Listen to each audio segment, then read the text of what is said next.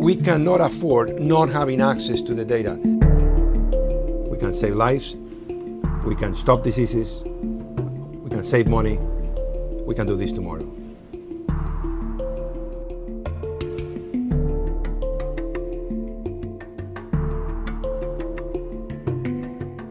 The HIV epidemic, we didn't know what really hit us. Into the first decade of the epidemic, we realized that the only way that we were going to control this beast was by getting our act together, bringing our resources together, and start looking at our own data and see how we were able to shape the epidemic going forward.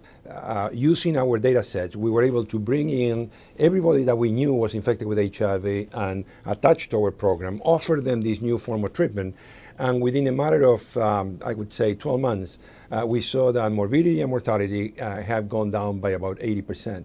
More importantly, for the first time, we saw that HIV new infections had decreased by about 60%.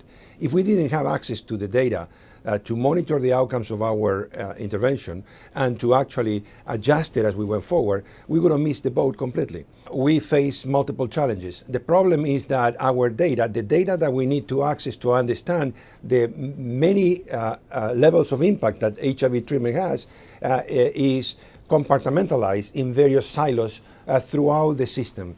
And so what we need to do is to have a mechanism to expedite and to make access to those data more efficient.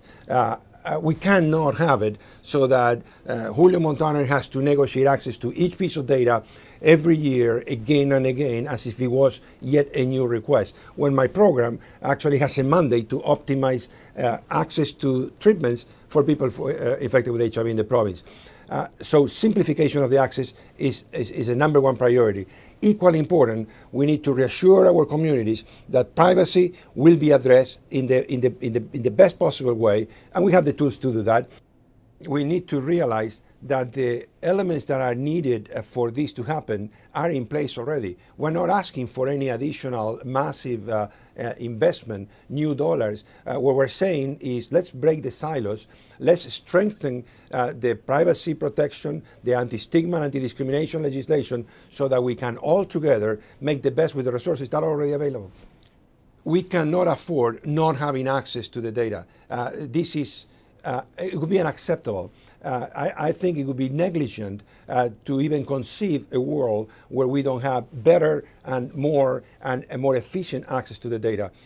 This data is critical for the safety and efficacy of our programs. It is also critical in a socialized medical environment so that we ensure that our patients continue to get the best possible treatment in a cost-efficient means. We had to make it happen. We had to make it happen with all of the appropriate precautions, but we had to make it happen fast for the benefit of us all. There is absolutely no doubt in my mind that BC is uniquely positioned to become an international leader in the new era of informatics in health. And we have now paved the road to demonstrate how this can be done.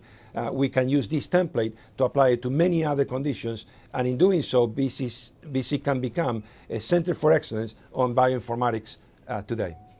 By doing this right, we would be saving lives, we would be saving unnecessary toxicities, we would be saving money, and we would be making our health system more efficient, and we would be providing leadership on how to best deal with health threats here and around the world.